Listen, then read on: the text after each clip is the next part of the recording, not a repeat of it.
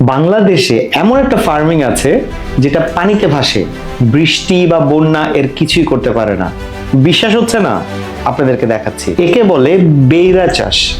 পৃথিবীর অন্যতম প্রাচীন ফ্লোটিং ফার্মিং টেকনোলজি এবং এর জন্ম এই বাংলাদেশে। বন্যার সময় বাংলাদেশের দক্ষিণ পশ্চিম অঞ্চলের মানুষরা তৈরি করেছিল এই বেইরা। হাই জল, পানি ফল এবং কচুরিপানা এই ধরনের পচনশীল গাছ স্তরে স্তরে সাজিয়ে তৈরি করা হয় একটা ভাসমান ভেলা। আর এই বেড়ার উপরে তারপর জন্ম নেয় ধনেপাতা, কাঁচামরিচ, লাউ এরকম 20 ধরনেরও বেশি শাকসবজি। আর এখানে আসল মজাটা হচ্ছে বন্যা যতই বাড়ুক তাতে বেড়ার কিছুই আসে যায় না, কারণ পানি যত বাড়বে বেড়া তত ভেসে উঠবে। আর এটাই ক্লাইমেট চেঞ্জকে মোকাবেলায় বাংলাদেশকে বিশ্বের সামনে উদাহরণ হিসাবে তৈরি করেছে। আজকে এই বেড়া চাষকে ইউনেস্কো ইন্টেলিজেন্ট কালচারাল হেরিটেজ হিসাবে স্বীকৃতি দিয়েছে। আর আমাদের দেশ বিশ্বকে শিখিয়েছে পানিতে ভাসলেও স্বপ্ন কখনো ডুবে যায় না।